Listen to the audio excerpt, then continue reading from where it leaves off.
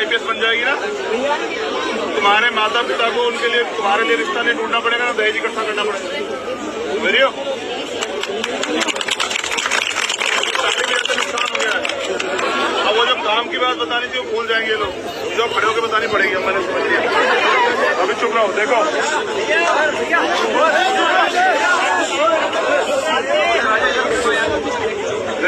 उनके आगे माथा टेक के कुछ पैसे चढ़ा के हम लोग अमीर हो जाएंगे। जो भगवान आपसे पैसे ले रहा है वो आपको पैसे दे सकता है क्या? आप खुद ही सोचो ना, पढ़े लिखे हो आप लोग, पढ़ लिख के क्या फायदा अगर आप तर्क नहीं कर पाते हो? अगर पढ़ लिख के भी आप गुलामी में रहते हो तो फिर क्या फायदा? जब बाबा साहब अम्बेडकर संविधान लाए तभी तो महिलाओं को IAS, IPS, doctor, engineer, clerk बनने की आजादी मिली। अगर वो महिलाओं के अधिकारों के नहीं लड़ते, संविधान में उनको अधिकार नहीं देते, तो आपको कौन पूछने देता मंदिरों में? आपने देखा नहीं केरल में महिलाओं को जाने के ऊपर कितना झगड़ा हुआ कि मंदिर में नहीं जा सकती महिलाएं, गर्भगृह में नहीं जा सकती है। मैं आपसे क्या कह रहा हूँ, मेरी बात पे गौर करो, धार्मिकता लगा के। आज के आज सबसे ज्यादा दहेज के नाम पे महिलाओं के साथ शोषण होता है, दहेज हत्या, दहेज के नाम पे परिवार प्रताड़ित करता। क्यों करता है पता आपको? समाज में भी यही बात लागू है, क्योंकि वो उनके पास रोजगार। अच्छा सोचो, जो बेटी IAS, IPS है, वकील है, जज है, ये लाठी अगर उठा ली ना तो पतंग बन जाएगी। बहुत सारे लोग जो बोल रहे हैं, समझ रहे हो? बात करने दो।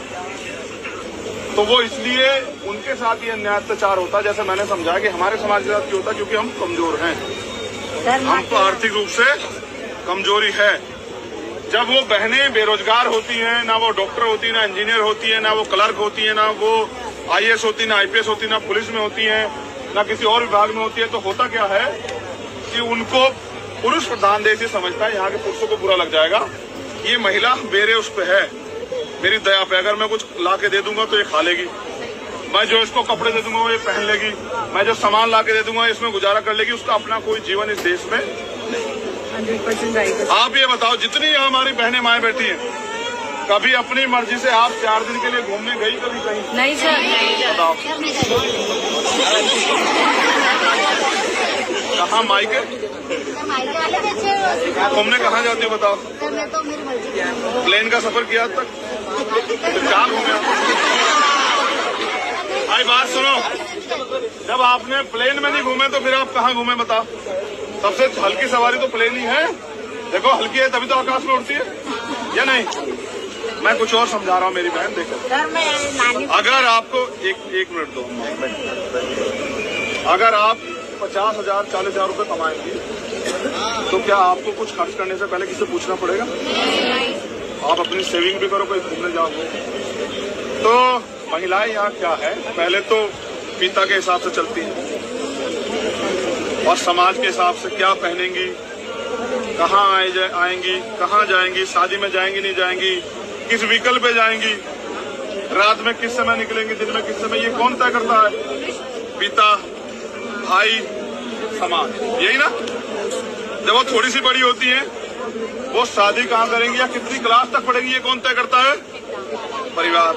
ठीक है, जब उनकी शादी हो जाती है, उनके अपने कुछ नहीं है। मैं कह रहा हूँ क्योंकि आप पढ़ी लिखी बहने हैं, सास को बच्चा चाहिए, उसके उस बिटिया के कोई सपने नहीं है, तो उसको आप बच्चे की प्रक्रिया पे जाना पड़ेगा। ठीक है, या वो क्या कपड़े पहनेगी अपने ससुराल में, कब आएगी, कब जाएगी, अपने मायके नहीं जाएगी, ये कौन तय करेगा? ससुराल। ठीक है, हमें जो सम्मान से जीना सिखाते हैं वही हमें समानता नहीं देते हैं। ठीक है, फिर उसकी बाकी जिंदगी अपने बच्चों को संभालने में निकल जाती है। जब वो और बूढ़ी हो जाती है तो भी उस पर आजादी नहीं होती, तब वो अपने पोते पोते को संभालने लग जाती है। तो एक महिला इस देश में गुलाम पैदा होती है और गुलाम ही बनती है। इसलिए मैं अपनी बहनों से कह रहा हूँ कि आप आजाद हो जाओ। आपने उड़ के थोड़ा देखा, जैसे मैंने से पूछा, ये कह रही मैं तो घूम लेती हूँ। मैं कह रहा हूँ कि जब आप घूमो, सब अपनी माँ को लेके, अपनी बहनों को लेके प्लेन से जाओ, यहाँ से गोवा जाओ, केरल जाओ, तमिलनाडु जाओ, देखने जाओ बोध गया जहाँ हमारे महापुरुष वो हुए, ऐसी जगहों पे जाओ, जाके 2-4 दिन अपने मन से, अपने मन का खाओ पियो रहो, तभी तो आजादी है। तो वो कहाँ है तुमसे? अच्छा, जो बेटी नौकरी कर रही है उसको तो पिता भी ये नहीं कह सकते क्योंकि तनख्वाह ही है कि तो क्या कर रही है, और जो नहीं कर रही उसको क्या कहते हैं? बस भेजो अभी। अभी भेजू घूमने तुझे शादी में? तो देखो मैं तो पुरुष पैदा हुआ हूँ, लेकिन क्योंकि मैं समझता हूँ कि हमने सामाजिक असमानता देखी है, देखो इसलिए मैं समझता हूँ कि महिला को आजादी, इसलिए मैं आपसे कह रहा हूँ ये एमएससी वाली से मैंने क्यों हाथ मिला पता? क्योंकि अगर एमएससी केमिस्ट्री से कर रही हो तो बहुत अच्छा स्कोप, आने वाले कल में बहुत अच्छी जॉब करोगी, कहीं प्रोफेसर या जो है असिस्टेंट प्रोफेसर लगोगी, 1 लाख रुपए सैलरी लोगी। जब 1 लाख रुपए तुम्हारी जेब में होंगे मंथली, तुम्हें कौन रोक सकता है उड़ने से? अपनी माँ के भी सपने पूरी करोगी, अपने पिता के भी सपने पूरी करोगी, उनको भी 2 रुपए दोगी, वो भी सम्मान करेंगे। जिन पे पैसे नहीं होते उनका सम्मान भी नहीं होता, समझ रही हो? इसलिए मैंने बात तुम्हें बताई। फोटो तो तुम सारी खिंचवा लो, लेकिन फोटो से कुछ नहीं बदलेगा बहन। आप जब अपनी पढ़ाई को मजबूती से करोगी और अपने पैरों पर खड़े जाओगी, देखना आपको मेरे कई हुए वर्ड याद आएंगे कि हमारे भाइयों की क्या। और अगर आप नाकामयाब हुई तो भी याद आएगा।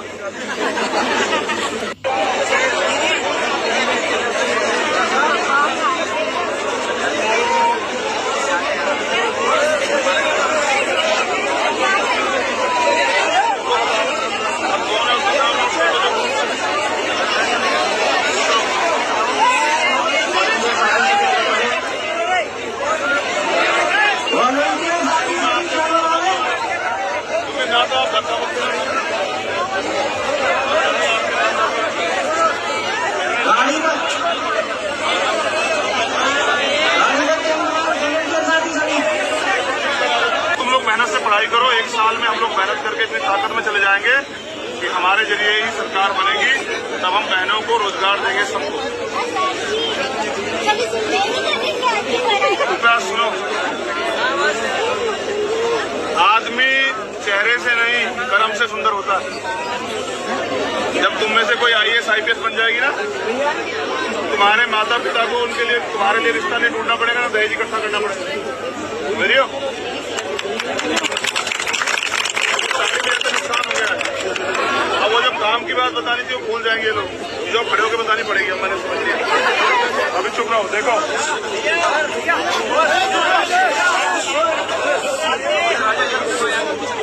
देखो उनके आगे माथा टेक के कुछ पैसे चढ़ा के हम लोग अमीर हो जाएंगे। जो भगवान आपसे पैसे ले रहा है वो आपको पैसे दे सकता है क्या? आप खुद ही सोचो ना, पढ़े लिखे हो।